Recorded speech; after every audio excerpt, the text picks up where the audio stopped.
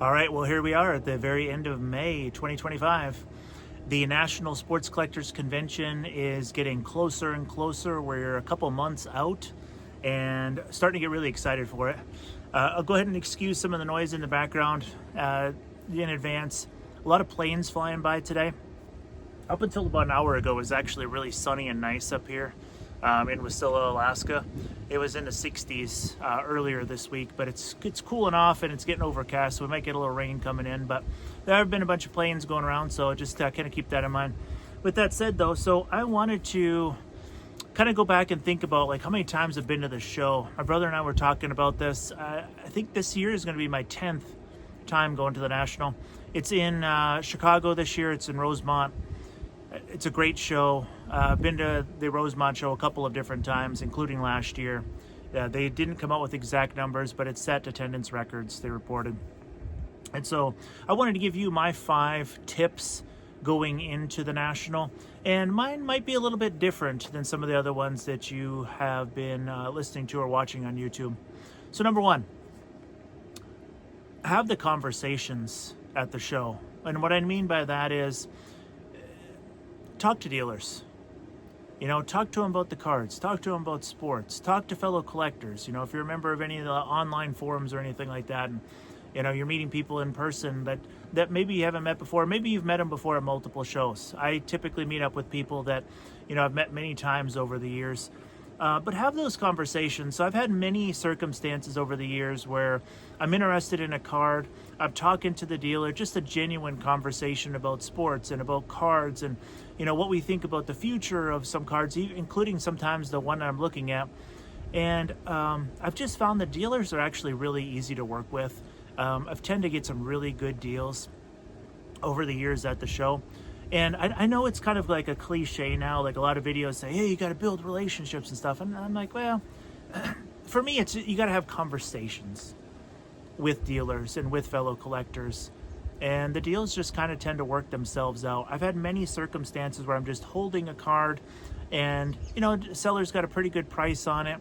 And before I can even make an offer, the seller just says, hey, well, I'll take 10% off that, or, 15, 20% off, whatever the case may be. And so one example would be, I'll show you this, I'll show you a Victor Wembanyama gold later on this episode, and you can kind of see that as an example.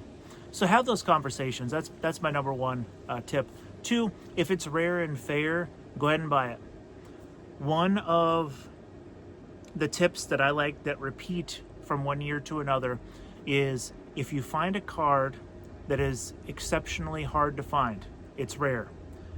It's of 101, it's numbered to 5, it's numbered to 10. Or it's like one of my rip card set that I put together from 07, 08 Topps. It's numbered to 99, but you can never find them. If it's fairly priced and it's rare and it's something that you want, just buy it.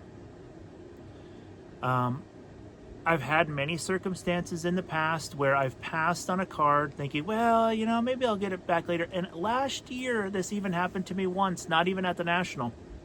And I've been telling this to people for a while. But it happened to me even, I went to the Lansing card show that was like the week before the National. And there was, of all things, a Tom Brady Prism draft picks, but in a Michigan uniform. Numbered to 10 is like a PSA 8. I know, it's Prism draft. But I'm a Michigan fan. And Brady in a Michigan uniform is kind of a cool thing to me. I think the guy had it for like $130 or 120 or 130 bucks, and I kind of wanted to buy it, but I was like, well, I kind of hemmed and hawed because I was like, well, the National's coming up. And I watched one of those back pages recent videos, and he actually talked about this, about how basically you shouldn't starve yourself for one show. And that's a great example of that, I think, because I should have just bought the card. I mean, it was 120 bucks. It wasn't going to kill the National budget. It was rare. It was priced fair. I passed on it. We're about to leave. I went back in. It's in the mall. I went back in the mall. I was like, well, I'm just going to go buy that card. And it was gone. So it happens. Now, it's not like, it wasn't like a killer loss. I was a little bummed about it. But That really applies to the National, though. If you see something that you want and it's difficult to find and it's fairly priced, just buy it, because at the National, they estimated that there was around 100,000 people last year. Chances are pretty good that if it's something that you really want, somebody else wants it too. And so it's a good idea to snap those things up. So if it's rare and fair, buy it. That's 2. Number 3, the art of the bundle.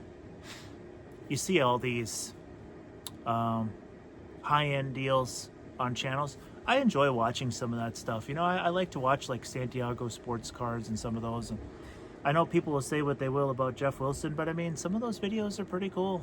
A card collector too, going and buying these huge lots and stuff. It's kind of cool. So I don't do things on a lot of those levels.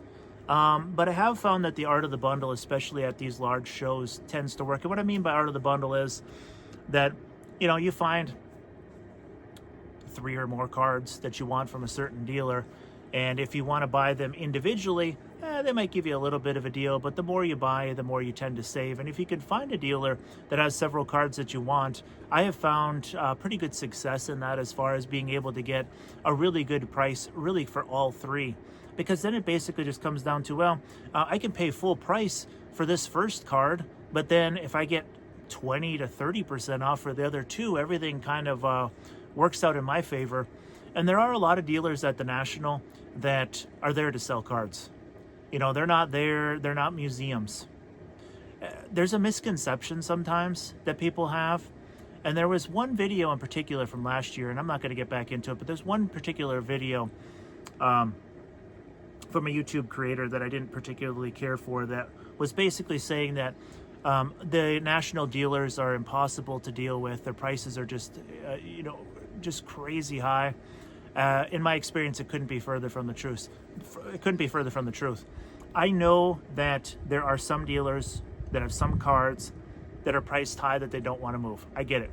That's more of the exception than the rule, in my opinion, and in my dealings with dealers. I buy rare stuff every year. I get good deals every year that I go to the National. Because the people will have the argument like, I could just sit home, I can just get on eBay, and I can just make a bunch of offers, and I'll get the deal sitting at home. Okay, fair enough. But I don't know, you start combining some of these factors, the bundling things, finding rare stuff that never hits eBay, having those conversations. I really like getting on eBay too, and I buy a lot of stuff, and I buy stuff, at trade night and stuff like that. But being able to actually go to that show and start combining some of these factors of having these conversations and bundling cards, I've found success with. So 3 is art of the bundle. 4, take the great deal. And what I mean by that is,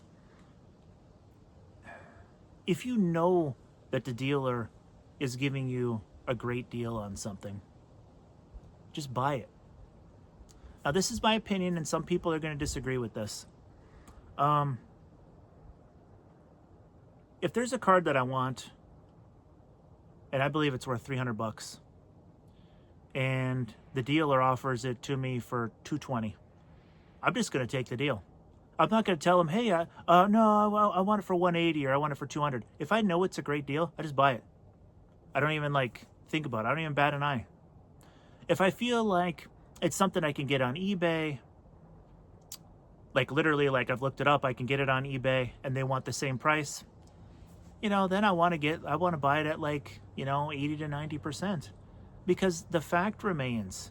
And it was interesting because years ago, I went to the show when it was in Baltimore, and things have really changed since then. Because I remember I tried to bundle 3 or 4 different cards, and the dealer wanted eBay or above, but they weren't exceptionally rare. And I'm like, well, here's my number. And my number was 15% off where theirs was or whatever. And they were almost offended by it. They're just well, this isn't eBay and all this stuff. I'm just well, I mean, I would agree if it's something rare, but if it's not rare, I literally can just click a couple buttons and I can buy it on eBay for that same price. So if I'm buying in person, there's a couple factors, but one thing to consider, I guess, is, you know, if you're buying in person, not all grades are created equal. So if you're a vintage person or something like that, you could place a premium on that. But I don't know if it's readily available. I want to get it below eBay. It doesn't have to be a ton, but at least 10% below, because in my opinion, that's a win-win. The seller doesn't have to pay the fees, the seller doesn't have to pay the shipping, and I get a little better deal. So to me though, if a seller presents a great deal for me and offers it to me at a great deal, I'm not going to talk the person down further than that. I'm just going to go ahead and take the deal. People will disagree with me on that one too. That's fine.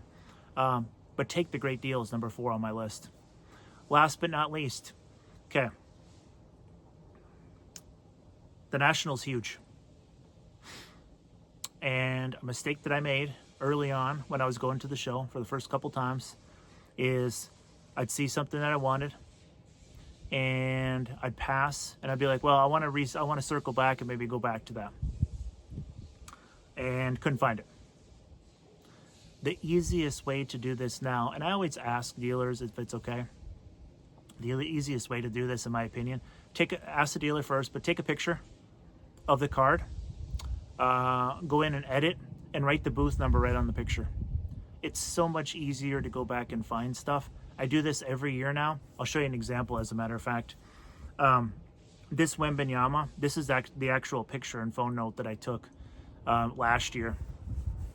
And I should have bought this card because I was having a conversation with that dealer and he offered it to me at a really good price. He said $500. You can see what the sticker is on there.